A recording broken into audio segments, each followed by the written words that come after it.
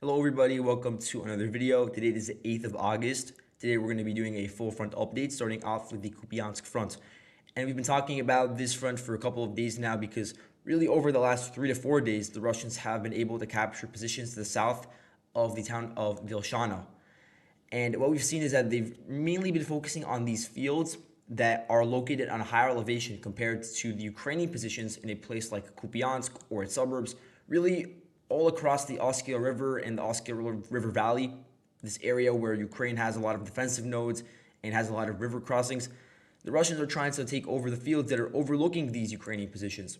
And just to mark those Ukrainian positions for you, you could see it over here in these blue rectangles. In terms of what Russia has been able to take over the past few days, it's marked with these red rectangles over here on the screen. You can see it over here. Generally, the Russians have been able to advance about 3 kilometers to the south of Vilshana. We'll show the extent over here. And this has been done on a front of about 11 kilometers. We'll show that as well. You can see generally spans out for 11, maybe 12 at most kilometers. And in terms of the land that they've taken over, they've been able to secure about 28 square kilometers over these past few days, which is equivalent to about 11 square miles. Now, why is this significant? Let's look at the elevation map for this. So here you have the Svatover Kupyansk topographic map. The front line generally runs along here. Obviously not this specific, but just to give you a general idea of the front line in red. So what the Russians are trying to do is they're pushing to the south from their current positions in Vilshana. And Vilshana is located on a valley, a local valley. And they're trying to take over the ridge in this area. You can see that darker red area. That's the part that they're trying to take over because those positions, which I'll mark with a rectangle here, these positions that they're trying to take over, they are amazing firing positions for mortars and for ATGMs and just for really small arms fire as well to fire upon the Ukrainian positions in Kupyansk. Kupyansk is really the crown jewel of the Oskil River Valley. It's where a lot of these operations are centered around to hold onto the bridgehead and expand it. And then all of the suburbs around Kupyansk are also in this valley, and the point of those suburbs is that they're now being fortified in order to prevent the Russians from assaulting Kupyansk itself. And so this gives the Russians this ridge. It gives them a perfect position to fire upon the Ukrainians as they cross over the river and try to reinforce this valley. So that's why we're seeing this Russian movement. But now let's move on to the situation around Bakhmut. Now, moving on to Bakhmut, in this area, the Ukrainians have launched attacks on the northern flank of the city.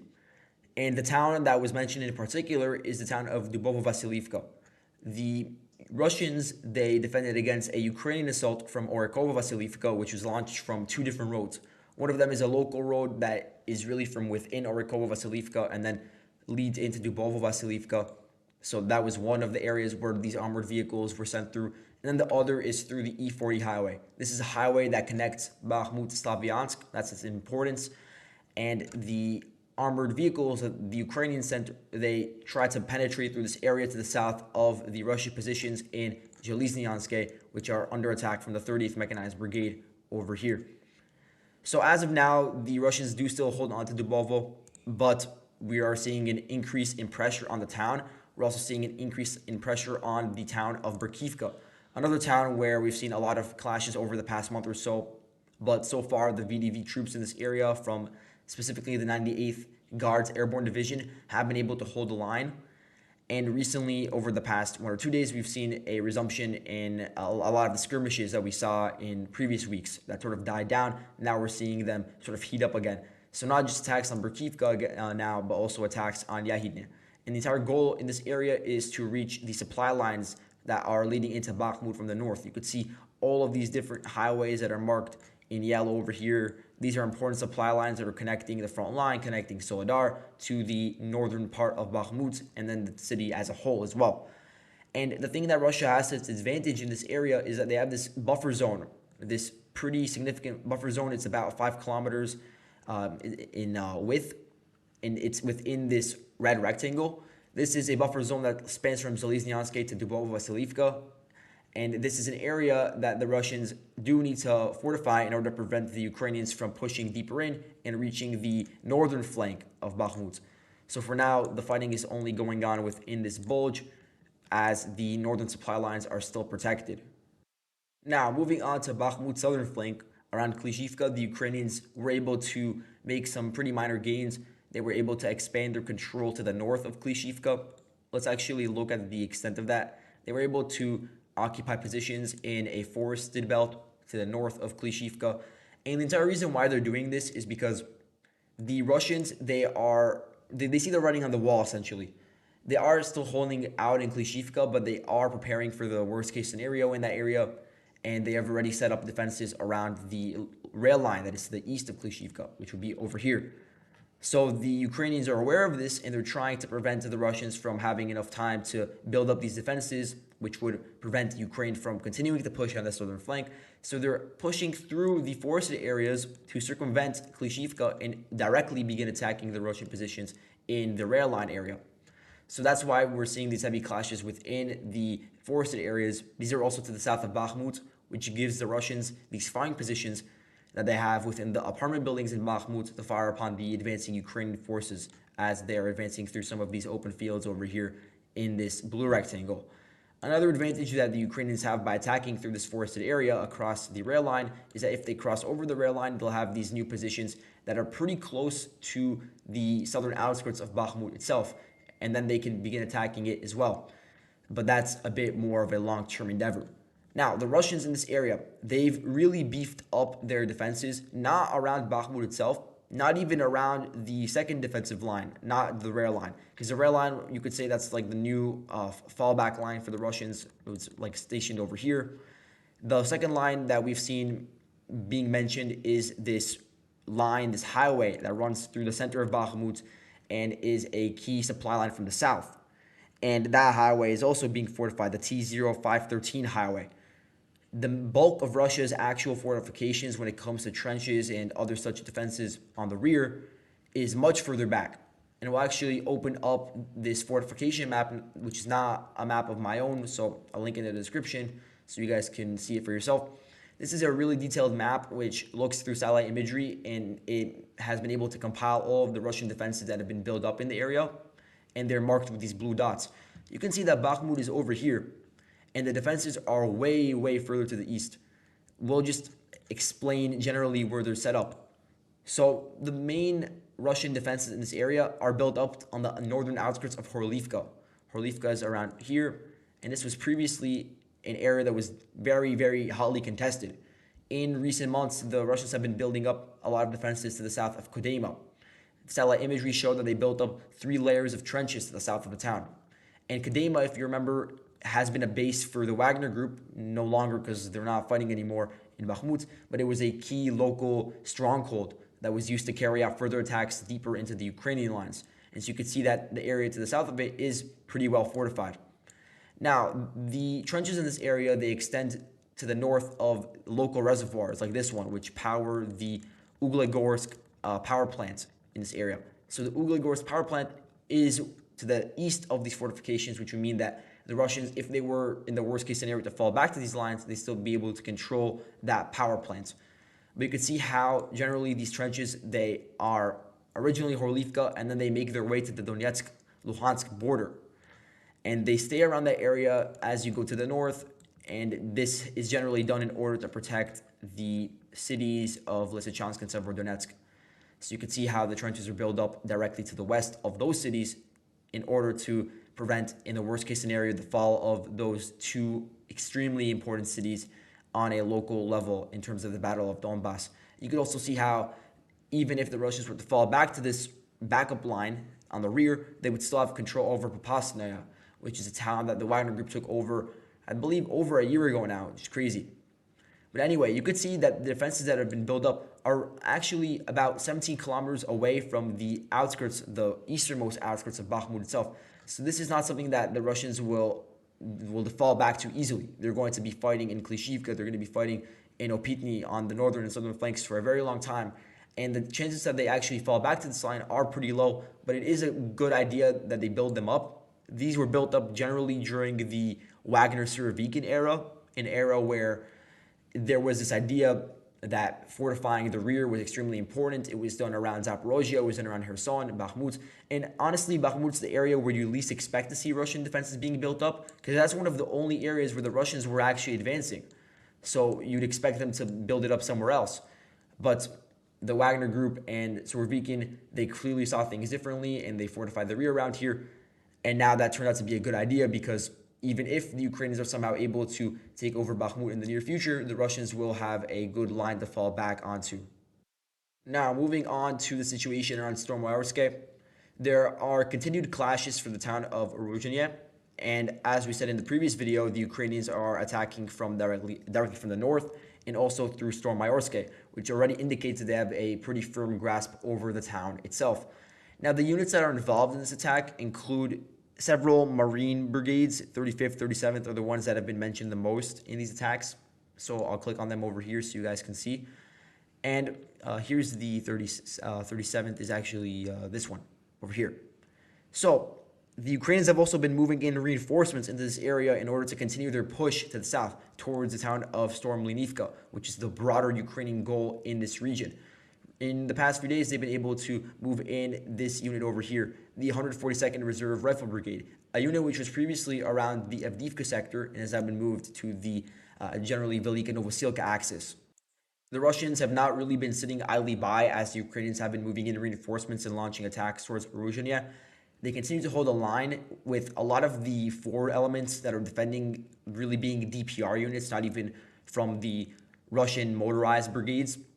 So that includes like the Kaskad unit and a few others. And a lot of them also include different drone elements as well that are trying to prevent the Ukrainians with their armored vehicles from breaking through. You also have this artillery unit in the area, the 37th Guards Motor Rifle Brigade. They have an artillery battery in the area that's firing against the Ukrainian positions, especially around Makarivka.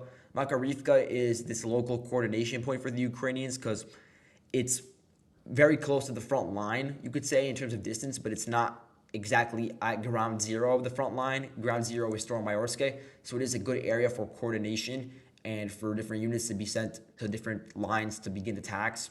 You could cross the river over there pretty safely, although we did have that incident yesterday with the tank that sunk.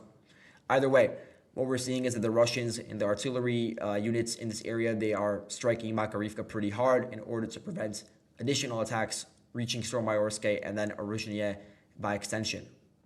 Now, on the Orikhiv sector, I don't have much to update in terms of the front line, but we do have to talk about the movement of Ukrainian units. There's several tactical groupings that the Ukrainians have that we've talked about previously. We have the newly formed 10th Army Corps. There's the older 9th Army Corps. There's also something called the Maroon Tactical Group. From what I've seen from reports, and there's not that many in English that I've really read about in terms of this formation, but I've seen about 4 brigades mentioned within that tactical group. There might be more. Recently, this tactical group has been moved towards the Zaporozhye front, specifically around the Orikhiv sector, and I call it the Orikhiv Crescent. That's how it looks like in this area around the Orikhiv suburbs. And specifically, the brigades that have been moved in include the 46th Air Assault Brigade, which is this unit over here. And there's already reports that this unit is beginning to launch probing attacks towards Robotyne, which indicates that the Ukrainians are moving in additional reinforcements in preparation for additional large-scale attacks. There's also the 71st Jaeger Brigade. I believe we talked about it in a previous video, but that's also been moved pretty close to the front line. So you're seeing the movement of not just infantry brigades, but also artillery brigades. So we know that the 44th and 47th Brigades have been really on the rear for a while now. Before they were in Bakhmut, I believe. But now they've recently been moved closer to the Orikhiv sector, stationed around the Orikhiv suburbs. So here's generally the 47th Brigade. It's located over here. 47th, not mechanized brigade, that's a different unit, but the artillery brigade. And then the 44th Artillery Brigade is located over here. And they have been moving in multiple different batteries of, LMLRS, howitzers, self-propelled howitzers, to towns like Bilohiria, or Malotokmachka, Yaharivka, Huliapolske, Novodanilivka, and then Orikhiv itself. And this is being done in order to really maintain the same daily output of shells being fired as was really being fired previously by the Ukrainians at the beginning of the counteroffensive. Now, the last thing that needs to be mentioned is something pretty interesting that has been announced by Yehor Chernev. He's the leader of Ukraine's delegation to the NATO Parliamentary Assembly. What he says, and this is again his words, so it's still unconfirmed, he's reporting that the German factions in parliament, they have actually reached a consensus to supply the Ukrainians with Taurus cruise missiles. And there's no official announcement about the shipment of these missiles yet, but this is what he's saying specifically from what he's heard. So the Taurus cruise missiles, these are very interesting, and it would have some pretty interesting implications for the battlefield if the Ukrainians were given this by the Germans. So Taurus cruise missiles, these are air-launched missiles. They have stealth technology, and they have a range of about 500 kilometers maximum, which is equivalent to about 300 miles. And they can be fired from Su-24s. So that's really up Ukraine's alley. It's very good. It's very similar to how the Ukrainians are firing Storm Shadows and Scalps from Su-24 fighters. Same thing could be done with Tauruses. And this Taurus has a warhead of 480 kilograms. It has inertial GPS, has terrain referenced, and image-based navigation systems. And it is very highly precise in terms of a high-precision missile. It could hit really anywhere in Crimea. It could hit anywhere within the territories that are currently under Russian control in Ukraine, and it could hit very, very deep into Russia proper itself. So let's look at the distances specifically. Let's say a Su-24 was airborne above Kryvyi Rih, for instance, and fired this cruise missile. It could hit anywhere within Crimea. It could hit the Kerch Bridge. It could hit into Krasnodar. It could hit Taganrog. It could even reach as far as Rostov-on-Don, just from Kryvyi Rih. Not to mention a place like Donbass. If it was fired from Donbass, it could fire even further deep into Russia itself. It could fire into key towns like Volgograd, or not from there. If you were move it a bit closer to a town like Kramatorsk and fire the cruise missile from there, you could reach an area like Volgograd. So this is very, very deep into Russia's own territory, into some key cities, Voronezh, Tambov, Kursk. These would all be on the table for the Ukrainians to hit. So then the questions that need to be asked at that point, if it were to be shipped to the Ukrainians, is one, how many will actually be shipped? Because if it's a small quantity, then Ukraine's probably not going to be going that deep into Russia. They're probably going to be focusing more on logistical places like in Crimea, for instance, or within the Russian-controlled territories in Ukraine. And then two, will NATO even let them attack Russia proper? Because that could be seen as a pretty significant escalation. And we've already seen the NATO, or specifically America, be very wary about shipping ATACMS and F-16s. We've also seen Germany be very wary about sending these Tauruses. So if they were to send it, it would be a change in their policy. So we'll have to see if they include a stipulation where Ukraine can't fire that deep into Russia proper. But that's all I have for today. Thank you guys so much for watching, and I'll see you guys in the next video. Goodbye.